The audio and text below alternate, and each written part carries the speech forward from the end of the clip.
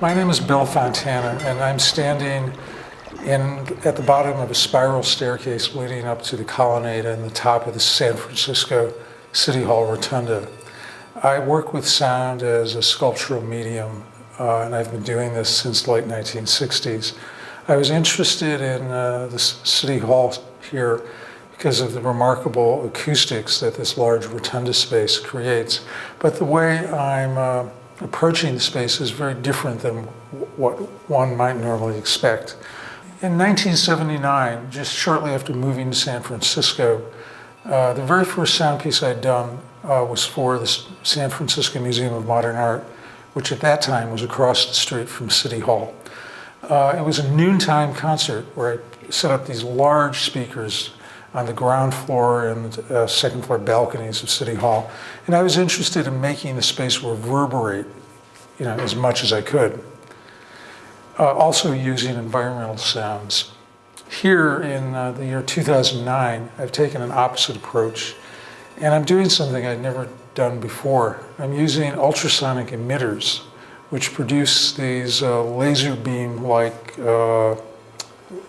rays of sound, ultrasound, that are acting as a carrier signal for audio. The audio is encoded onto it and is modulated by the ultrasonic frequencies and doesn't become a sound in the space until it either bounces off a wall or happens to hit somebody's ear walking in the rotunda.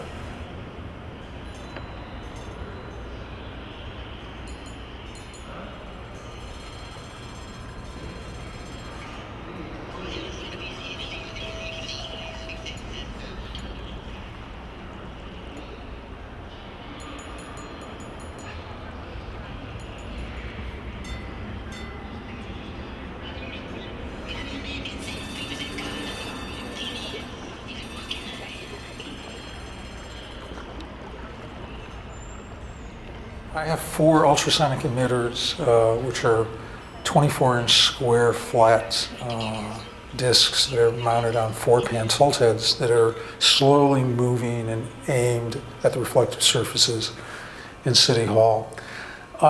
These emitters are very different than working with a conventional speaker. A conventional speaker is designed to be very linear in its frequency response so that virtually any sound you play from it is supposed to sound good. Because the ultrasonic emitter is in some ways violating the laws of physics, because you're actually hearing a sound from a signal that's going at 5 or 6 times the highest frequency that you can hear. It's going at 100,000 cycles per second. So it's kind of hard to fit a low frequency sound in such a little space as a kind of the wavelength of an ultrasonic frequency. So the sounds that sort of really work best from these emitters tend to be fairly mid-range and high-pitched sounds. The sounds that are really predominant in this piece are lots of birds, various Northern California birds, song sparrows, mockingbirds, some great woodpeckers. Water, moving water, especially underwater sounds, is actually very, very nice from these speakers. It's just kind of like the right pitch.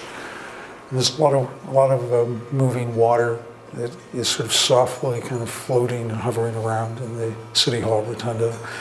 And also, maybe the real star of the show are recordings I made of the historic streetcars from the F line that I'd recorded at close range in the Geneva Yard. And I made a composition where these various tram bells kind of punctuate the space. What's interesting about using them is a natural ambient sound of City Hall is the bells from the elevators.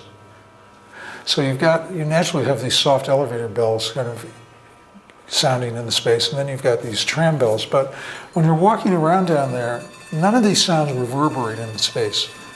They kind of are very pointillistic in a way as sound events. If one might hit you directly in the ear, or one may reflect off a shape.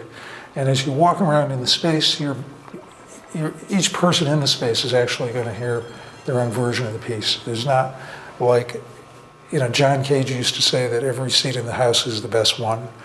well, I would say that every spot in City Hall is probably the best place to hear it, because no point is going to be the same.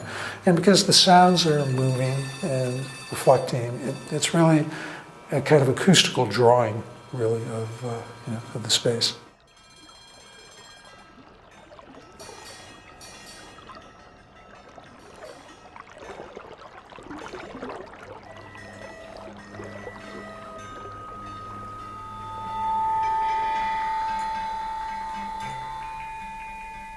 Hi, my name's Sam Spivak, and we're here at New Langton Arts in the gallery space. We're located in San Francisco in the South of Market area. And we're here at Every Sound You Can Imagine, which is our new show.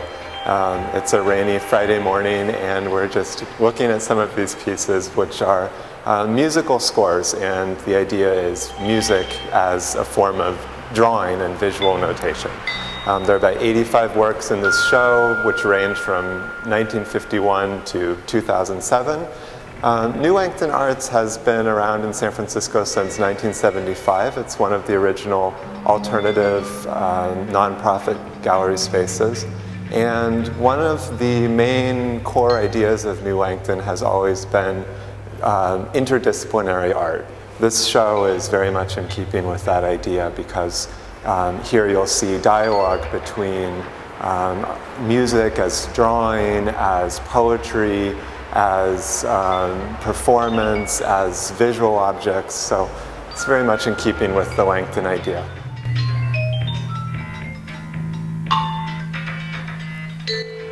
I'm Robert Shimshak, and I'm one of the co-curators of this show, along with Christoph Cox. And a good part of the works in this collection are from my own collection. This show was first shown and organized by the Contemporary Art Museum in Houston. The genesis of the whole thing began some time ago. I was in the studio of one of the great conceptual artists, Joseph Kosuth, and I was looking at some of his work. At that time, he was producing these works where he was using canceled sentences with lines going across them. And as he was showing me through his studio, he had this John Cage manuscript on the wall, and it was very impressive because I could see, it was like a revelation, I could see immediately that, you know, where he was getting his inspiration from. But I sort of started seeing the connection between conceptual art and this musical manuscripts. And John Cage really was one of the really first conceptualists when it came down to it. So for me, this was a really important revelation. And it made me look at the musical scores in a completely different way, as beautiful drawings.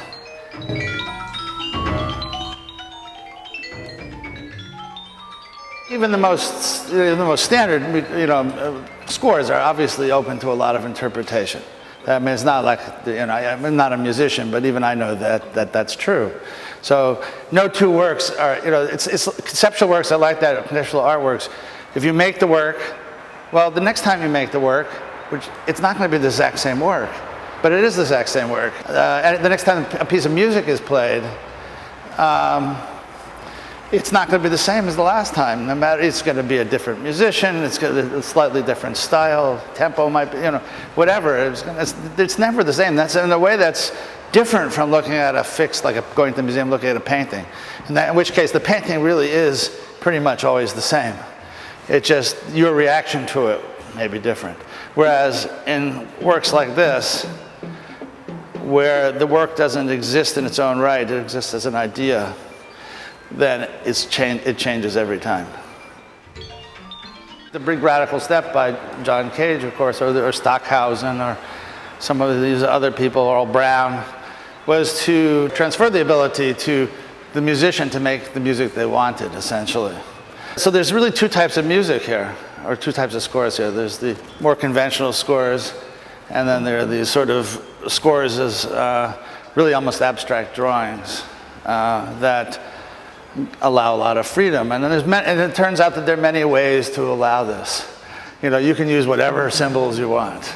So it's whether it be, as I said, letters or words or Hebrew letters or just, blobs on a paper or many different things, just lines, forms, geometric forms. It's fascinating the number of ways it can be done.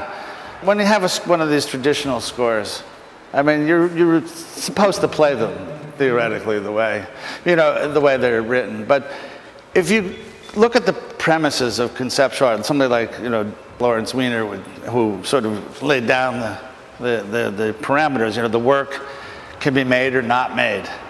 It exists in the hands of the receiver of the work, and then the person who owns it, or in this case, the musicians own it, can interpret the work as they wish. And the two are equal and the same as the wish of the artist. So the musician and the composer are achieving the same ends.